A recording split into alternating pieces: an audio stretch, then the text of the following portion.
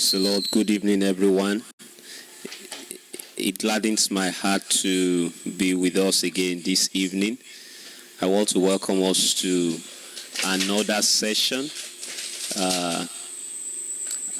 I trust that it will be a blessed one, and I look forward to wonderful interaction with one another. You are all welcome once again. Let's just say a word of prayer. Tonight, by the grace of God, we have two panelists who will be sharing with us from their wealth of experience, from their wealth of knowledge. So first and foremost, we have one of our panelists by the name Mr. Adebayo Babatunde. Adebayo Babatunde is a seasoned data analyst with over 6 years of expertise in business intelligence, data engineering, and machine learning, with a diverse industry background in banking, e-commerce, logistics, retail, and job market analytics. He excels at harnessing artificial intelligence and automation to drive business growth.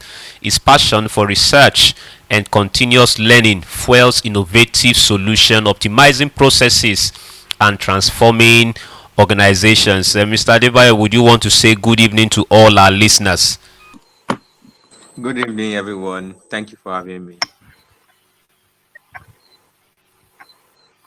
Okay, I think we can kickstart to make use of the time. Mr. Lukman, I will be anchoring the session and I'll be passing some questions to you, whereby if I have some things to contribute as well, I will also do so. Is that okay with you, sir? Oh, fine. Thank you. All right. Thank you, everyone, for joining. Yes. Okay. Can just do that. So I'll read Mr. Lukman's profile right now, so we know who our panel is tonight. Mr. Lukman is an experienced and a satisfied.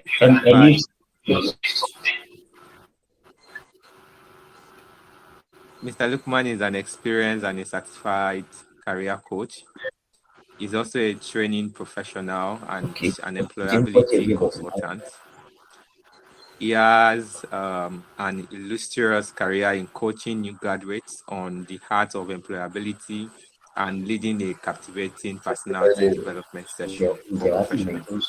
Mr. Lukman has impacted the lives of over 1,000 young graduates and professionals with transformative training sessions.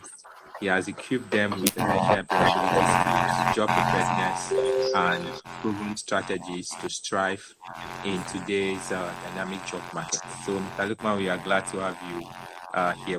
Thank you, sir. All right. Without further ado, so let me show the first question to you. For a young professional or a recent graduate, what factors should they consider when choosing a career path? I'll repeat the question again. For a young professional with or recent graduates, what factors do they need to consider when choosing a career path? Thank you very much for starting with that question. Please, I believe you can hear me very well. Yes, I can. So basically, in my consultation with fresh graduates, there are two models that I like to use. One, I adapted it from a popular Japanese book. It is called Ikigai model. I'm joining with my laptop. I will have shared with us a kind of graphic that shows that, but we still try and send it to the group after the session. So Ikigai model is focusing on what you need to take into consideration to have a fulfilling career. Though this is a Japanese model, and one thing the themes I'm echoing, I think Mr. Adebayo. I have muted. You may proceed. Okay, please help me to work on this on PBC channel. I think some noises are coming from that end as well. Yeah, you can mute it from your hand. Okay. So So the Japanese are known for high level of morality, and for, I don't know if there's anything you cannot read 10 pages of morality before they start making reference to the Japanese model. So Japanese are known for trying to ensure that things are done balanced, and this model that they present for living a reasonable life goes a long way in helping people. It identifies a lot of factors that you have to take into cognizance in order to choose something to do. You have to look at what you love. What do you love doing? Put it somewhere. Then think about what are you good at. You might love doing something and you might not be good at it. We have some people that love playing football, but they are not good at it. They know they are only trying. But then, what can you be paid for? There's some things that you might like doing them, but nobody will be willing to pay you for them. So you have to understand, and what is it that the world needs? So the place where these four things met is where your career should be. Where what you are good at, what you love, what you are good at, what you can be paid for, and what the world needs. So where those four things met is where you should pick a career from. But this model might not be so applicable in our own part of the world. You know, the situation of Nigeria, like I've always said, defies a lot of theories. Like if you wanted to be diagnosing Nigeria's situation, trying to use some models or theory, you might be wrong. And I guess that is one of the problems we are currently facing. So based on this thing, I have devised a means to divine something that is more suitable to a Nigerian market. And these are what I call my top consideration for making a career choice. The first is your educational background. That is the first thing. Because if you spent like 4 years in the university, spent a lot of money to get a degree, and at the end of the day, you don't even think about it and how you could make a career in it. And that is why if you have not yet started university, or if you are still planning, if you have kids that are still planning to go to university, please, it is always good at that point to try and ensure that they are going for what's really worth it. Because not everything that the university is offering nowadays are worth the 4 or 5 years you spend there, and even the huge amount of money you spend in getting them.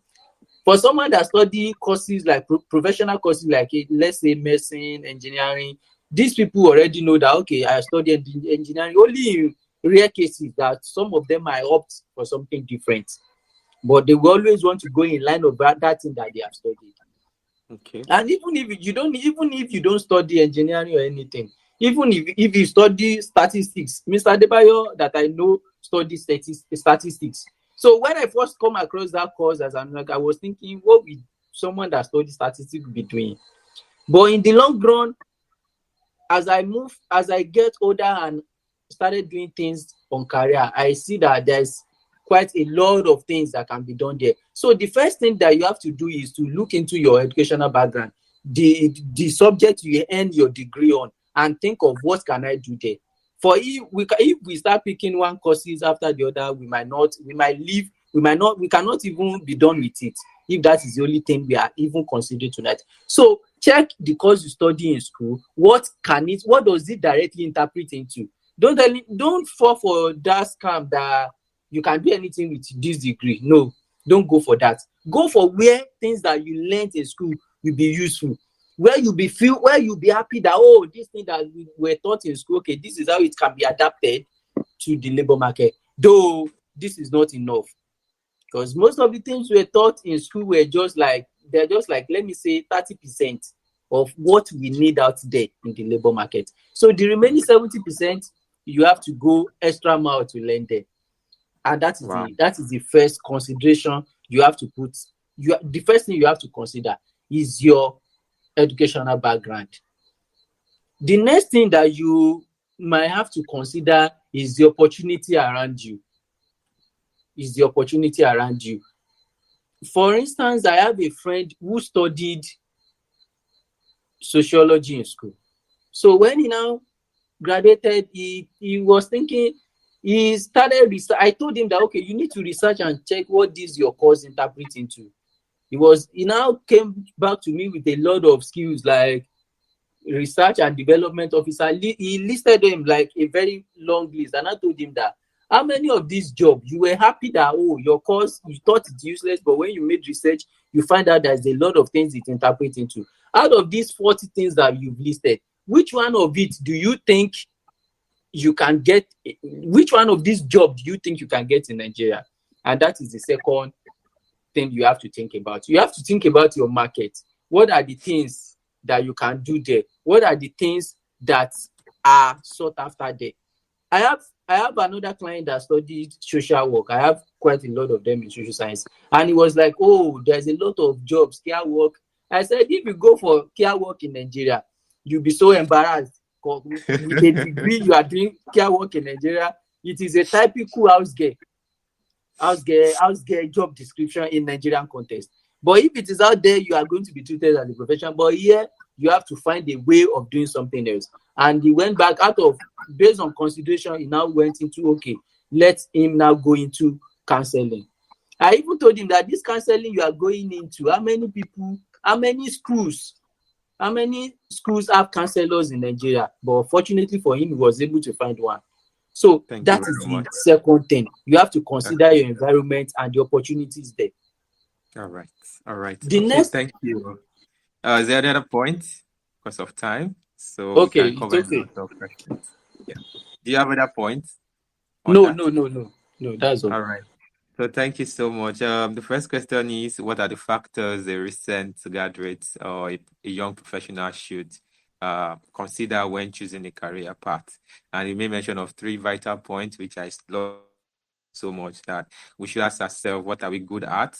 We should also ask the question, what can I be paid for? Then we should also ask that, what does the world need? By what the world needs means, what problem do you want to solve, or what is the problem out there? Thank you so much for that fantastic answers. I will move on to the next one. I think I don't have any much to add. Your wealth of experience, I think, has covered a lot of what I even have in mind. So do you have any resources or a pointer or that can help individual to explore different career options, either through internship or part-time? So why am I asking this question? In the sense that it's possible that probably jam some people, UTME some people. As such, the course they really want to do is not what they end up doing in the university. Now they've obtained a certificate on this. They are now looking at what the world needs, and it's not what they already have. Do you have any advice on that? Well, like I said, even if you were lucky enough to study what you wanted to study, take for instance, if you study accounting in school, our belief is that once you study accounting and you graduated today and the following day someone fortunately employed you, you should be able to perform the function of an accountant. But it's quite disappointing that you might not be able to do anything, because the things that you were taught in school is just 30% of all you need. So someone that already scored 30%, like for someone that studied accounting, already had 30% of what they need. So they need to learn the remaining 70% in order to fit into the job dynamics. Whereas someone that is just coming, that studied something they didn't love in school and they wanted to do something, someone that starts at 30% and someone that scored 30% and someone that scored 0, they both add an F. So that means they are both going to retake that course. So even if you study a course you love in school, you still need to come out there and look for resources in order to become that thing you have studied in school. So, and the go-to is the will, is the zeal to learn. The good thing about this world we currently live in is knowledge is very cheap. There's nowhere you go that you cannot learn from. Those days it used to be just YouTube alone, but nowadays even on Facebook, on TikTok, people are creating educational content that can help people navigate different aspects of their career. So, and another thing to transition, the major problem that used to come with the Nigerian job market is that even if you are applying for, they said this position is an entry level role, they are still going to tell you to have relevant experience. You tell me this is an entry level role and you're asking me for experience, but then you need to find a way to just do it, because once you are not an employer, once you do not have a company of your own or affiliated to someone that do, the best thing is to try and meet the requirements. And one of the ways that has proven to be effective over the year is through voluntary experience. So quite a number of Nigeria is a market with high number of entrepreneurship. Like the entrepreneurship ecosystem in Nigeria is very high. And because of these businesses that are just coming up, they are usually finding a way to bring people on board without paying them. Which sometimes, if we check it from the logical perspective, it is not really ideal. But for someone that knows what they are looking for, you have to take the chance that you get. And even if you could not get the opportunity to have a voluntary role, because even voluntary positions nowadays are usually competitive, because people know that once I have this voluntary role, at least I work there for, let's say, 3-5 months on a part-time or even a year, I can usually put it on my resume and leverage it for a paid role in that instances. So it's becoming competitive. Another aspect you can come in is through freelancing. Okay, you are working in admin role before, but now you wanted to start data analysis. You have learned the skill, but learning the skill is not enough, because several people are learning it too. So what can you do? You are not getting entry-level roles. For every entry-level roles, they're asking for experience. So the next thing you can do is try all these freelance platforms, register there. You might be lucky to get 1 or 2 contracts. So once you get them, they will form your portfolio. And even if you don't have that, just register there. You can always tell people, if you see a role and they're advertising for a data analyst, you can add it on your CV that, okay, you have been a data analyst on this so platform. Name a freelance platform, and then the portfolio of the work that you have done for your client, do through that platform. You put them, you bring them forward as, okay, these are samples of the work I've done. Because in the job market of today, what you're able to do is very, very important than who you are or whatever you claim to be. Thank you very much. I know you have a lot to say, but I'm just looking at our time. I'm sure if any of our listeners still want more on all these questions, we can always have them bring up at the tail end of the discourse. Okay. So I know a lot of buzzwords are out there, such as AI and the likes like that. But I don't want us to dwell so much on that, while we would still dwell on that. So I want to have like a direct comparison with the traditional jobs, so to speak, and the, in quotes, tech jobs. Is there an overhype on the so-called AI or tech job? Should we be scared with our own or currently doing traditional jobs? Should we be scared of the new trend in the world? Is it going to replace all our jobs? I'll give you 2 instances. I'm a driver and I've been driving for a long time. I'm into logistics. Is the advent of this AI and all this buzzword, will it take off my role? I'm a medical doctor.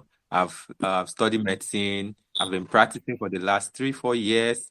Now AI is in the buzz. Will it replace me? And if you can also think of any other traditional jobs, so to speak, like law, engineering, and the likes like that, will the AI or the tech jobs, in quotes, erode all these traditional jobs, in quotes?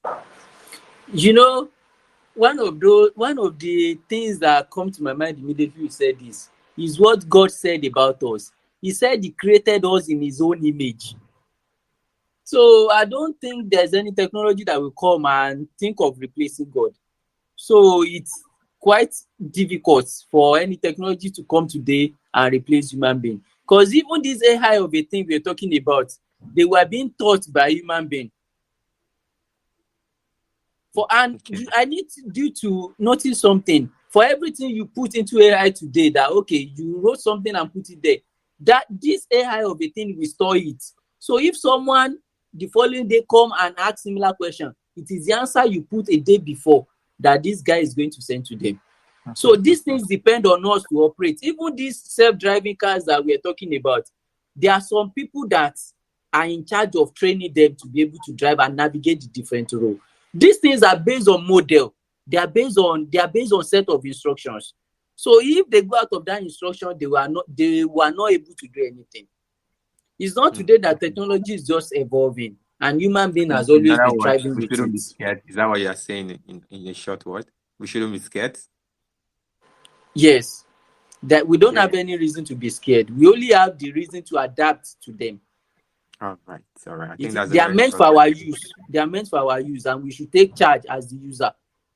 So, as such, if I'm to add more on that, so how can we leverage this technology with every of our career, be it white collar, blue collar, black collar, green collar, as the case may be, even somebody doing a street trading? How can we leverage this technology so that we can remain relevant? Because I believe if we aren't relevant in this current age and time, regardless of any career we are on, we are likely to lose out on opportunity. I'm sure you agree on that. So how can we leverage Yes.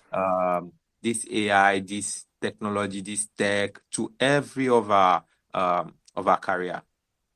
The first and the most important thing is to be assertive. Assertive in the sense that, okay, this new thing, if probably I'm solving the internet and I see that, okay, Microsoft has just released a new software that is able to do this, I immediately go and check it out that, okay, this thing that they said they have just released, how does it work? So before it comes for me, I've already been there to explore it and see how it works. So the first thing is being assertive. The second thing is to keep learning. Our world is fast changing, and a way of changing with it is to learn new things on daily as much as we have the opportunity to do. Okay, I think that's a very straight and direct answer. All right. So I want to ask this question. This is about us reaching our career milestones. Broadly speaking, is there anything called career milestone? Of course, Or there are. okay, can you explain on that? Because the one thing is, we all started as entry level person. Even though you work in a system where, most of the private organizations in Nigeria, you might not be promoted, you might be in the same role, but you should be building yourself. You should know that, okay, based on having gained 5 experience in this field, even though this organization is not recognizing me as a manager, I have the quality, I have the requirement, I have made the requirement to compete for a mid-level managerial role. You should be able to know that, okay, this job you're doing, you are adding value, and you are, even though it might not be feasible, like it might not be pronounced, but you know that you are climbing the ladder. Because last year, what you don't know, you know it this year, and you're able to even act in greater capability. So you should always track that. Okay. So if I get you well, what you are trying to say is we should know our self-worth. Of course. And we Okay. should try as much as possible to evaluate ourselves every time and improve on what we have been. Awesome. So if I'm to join the two responses that you've said so far, the first one whereby you are telling us about how to remain relevant, and you said something about assertiveness. So Yeah. assertiveness, and you explained broadly that we need to read more, stay up to date. In short, if I'm going to use a smaller word to replace that, we should stay up to date with the current trend, regardless of what our career is, so that we can remain relevant, so that we can increase our customer base, either informal or formal. And now you're not telling us that we need to know and set some career milestones. And one of them is to do this. And you also acknowledge the fact that most organizations might not, in quote, do some form of promotions from, especially in the private sector. As such, one should always look inwardly and recognize his self-worth. You might have spent 2 years in the job and you might have had an experience of, even probably because of the way organizations are structured in Nigeria, you might join as a I don't know, an admin person. You're already doing the job of HR. You're already doing some sales job. You are doing marketing job. You should recognize all this and add it to yourself and be able to say, okay, you know what? I might be in this company and not get promotion, but because of my exposure in this business, I've been able to do this, I've been able to do that. As such, Yes. this is who I am as a person. Did I rephrase it very well, sir? In fact, you are very much on point. Let me quickly cite a personal example. I've worked in an organization where I was an intern for 1 year. Okay. Can you hear me? I was an intern You're for a far away year. from your mic. But Can you by move closer? okay, I'm actually very close. So I was Oh, an now you. intern for a year. But the thing is, as an intern, I didn't even bother asking them for anything. But I knew that everything they are doing in this organization, I'm capable of doing it.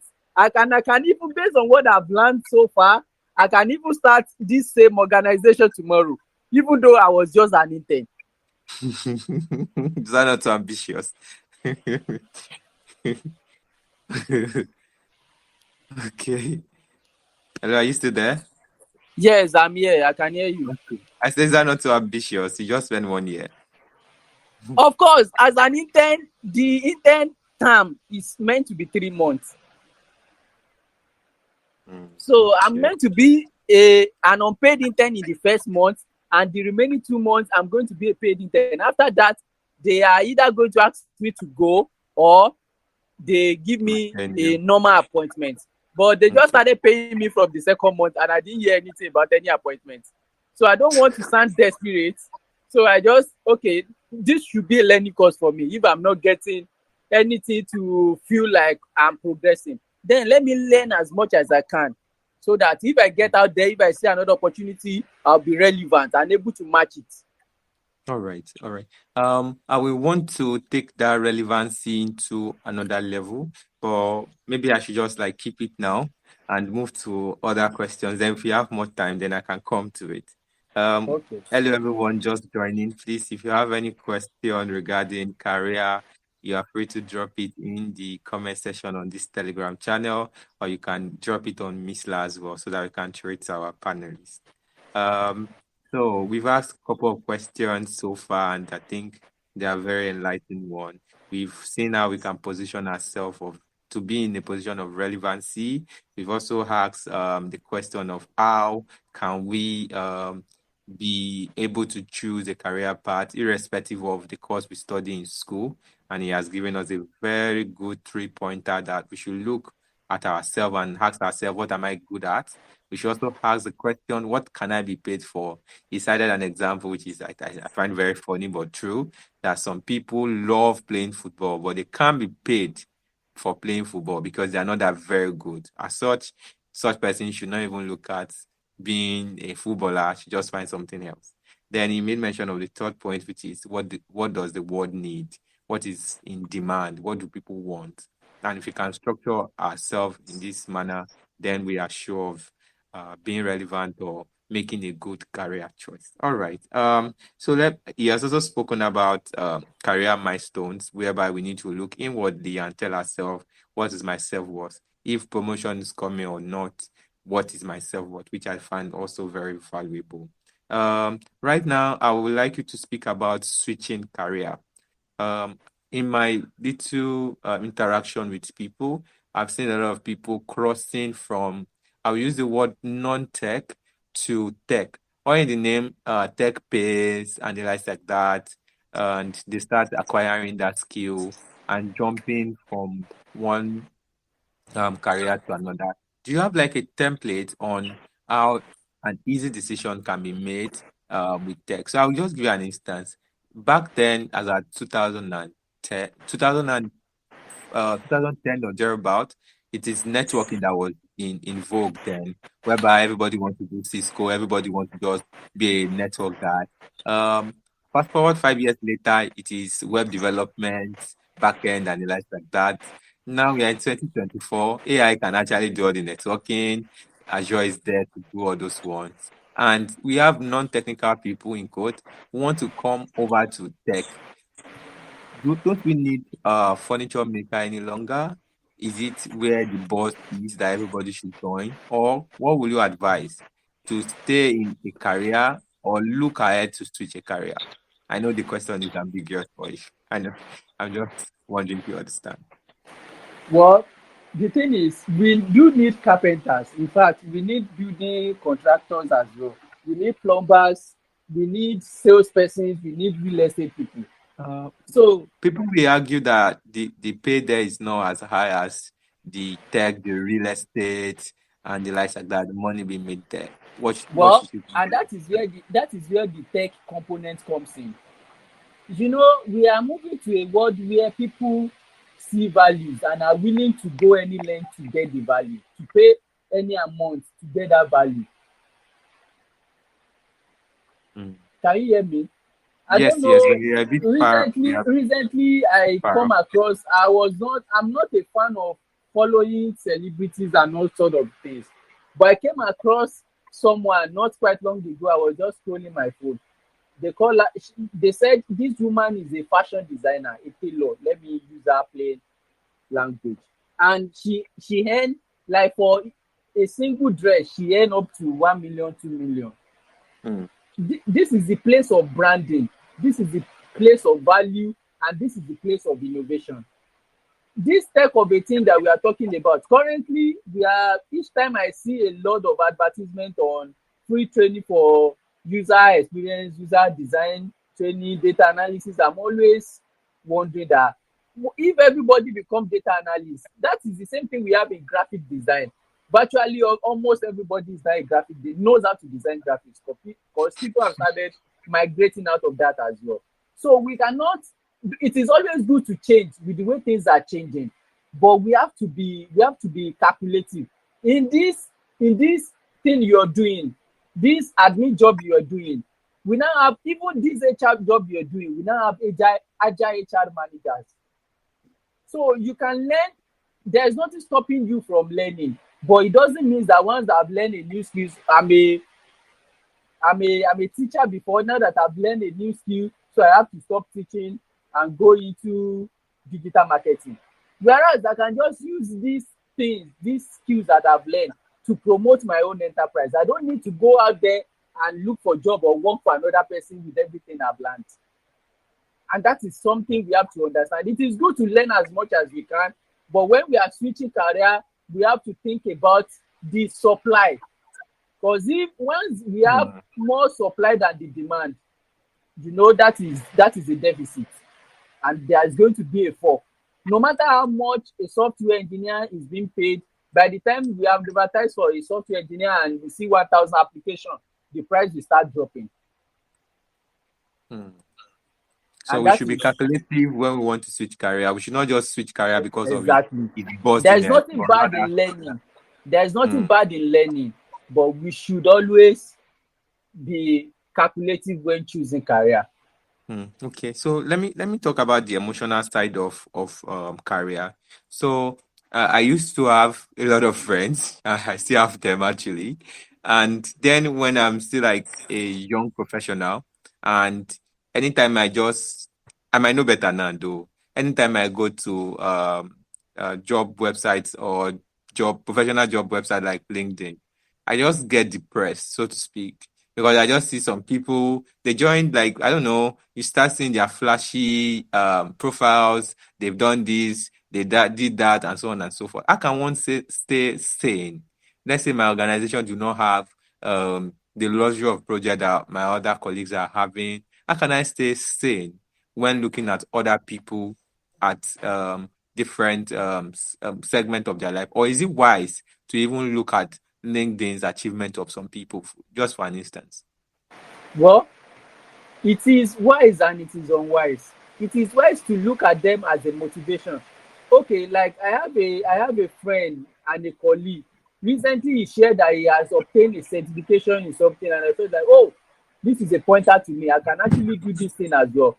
I Mm. noted it somewhere in my diary that, oh, if I once I have enough resources, I should try and learn this thing as well. That is something I might not have that motivation if I did not check his updates. Okay.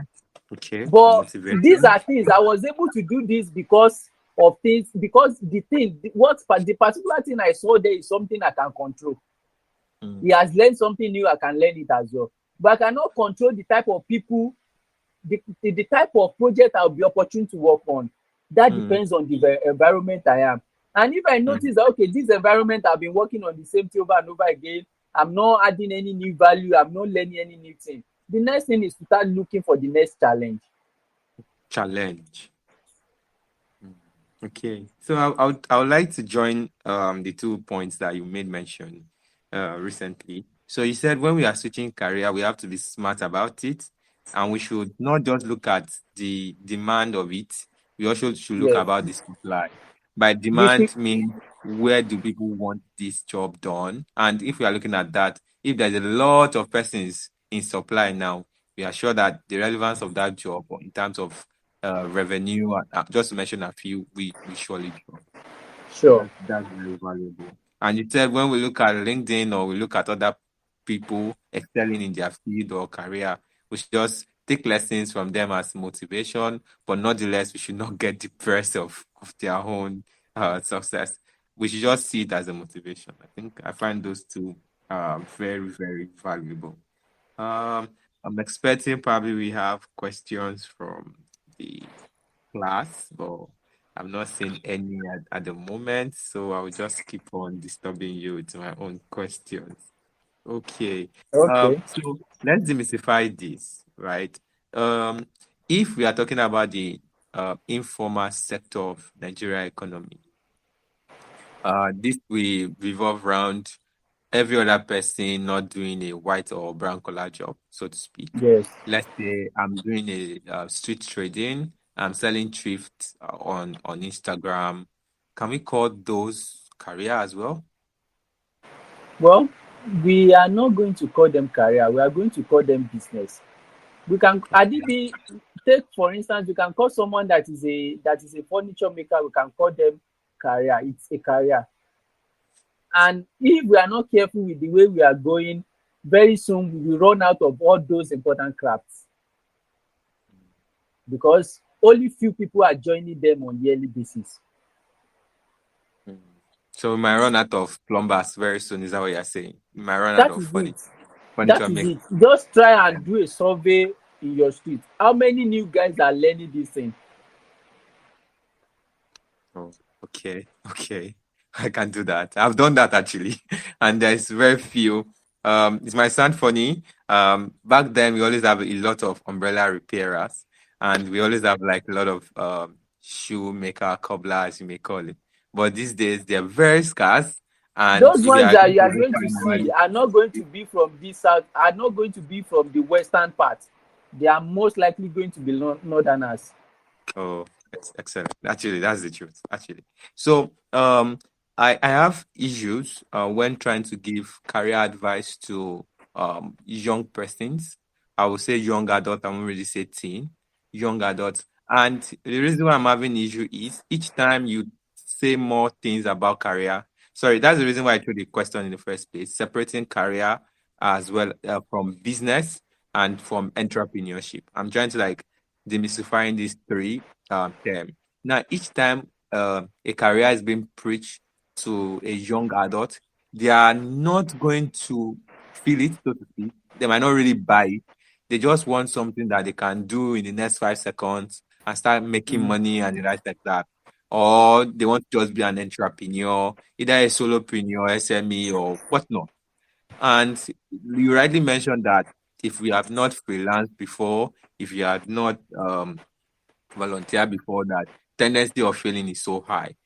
In your term, in your own words, how will you then advise a young adult who is being preached um, to in terms of um, being a career person as opposed or finding balance between you choosing either being a career person, which will make you a professional, to you being a business person or an entrepreneur? Well, checking at the reality of Nigeria, it is actually more profitable being a business person. But there's something personally, this depends on personal preference.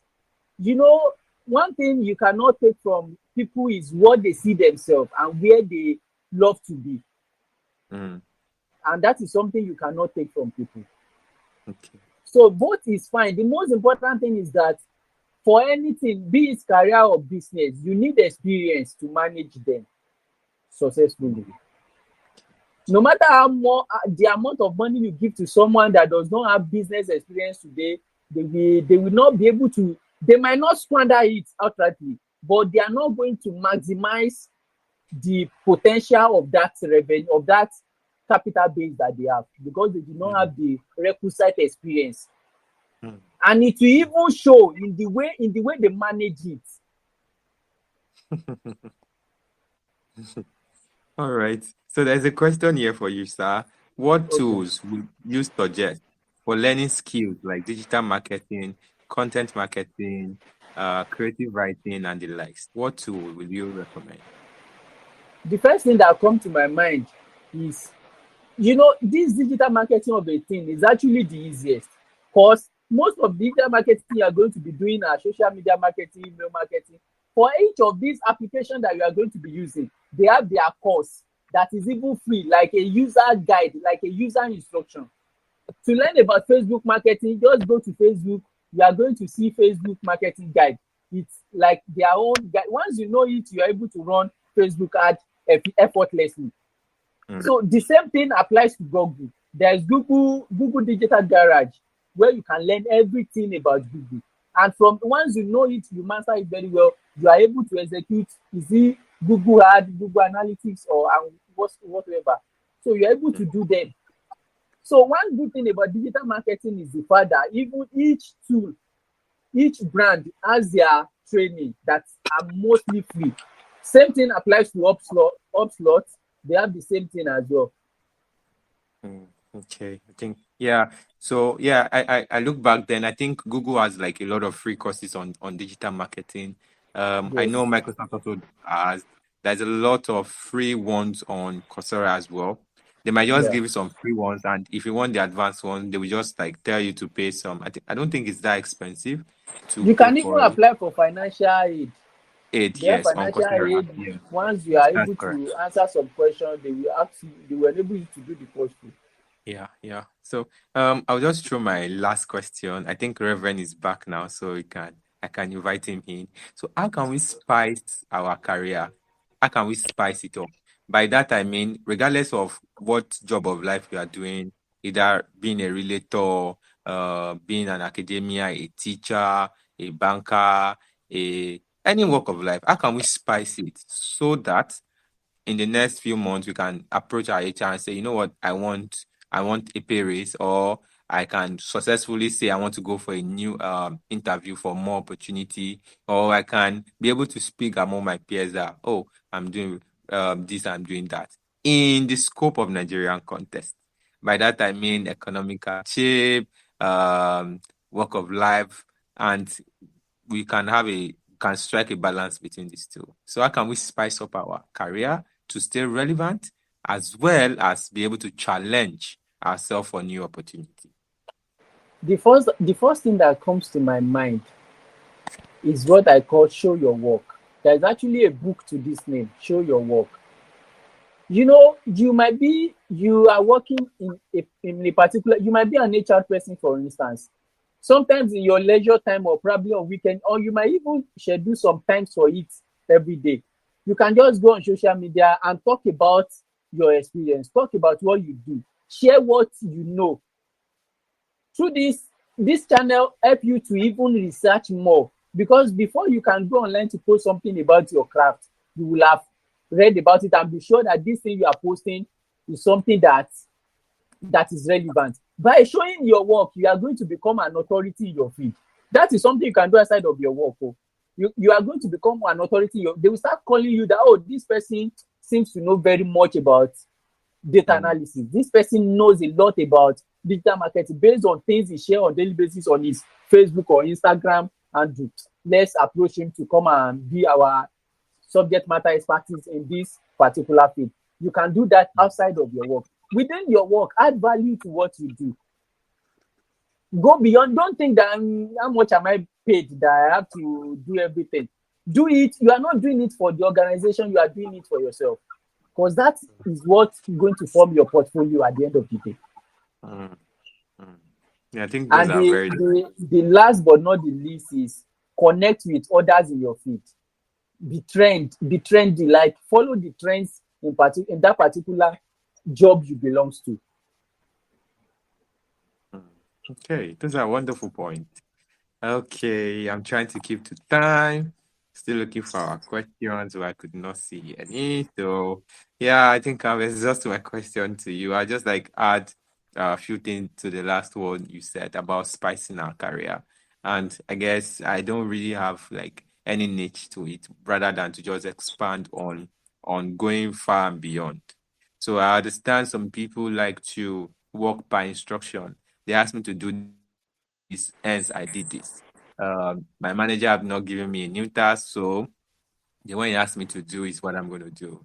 I think that kind of mindset in today's organization is not it's not really nice, so to speak. So it's fine if we aspire to go far and beyond. And besides, we should not just look at it that we are doing this for a particular organization, but rather when we start looking at it as, okay, I'm doing this for myself, so that if at all I'm looking or going for another opportunity, or I want to go for another opportunity, you are able to be sure, aside what you've written in your CV, you can still do lot and lot more.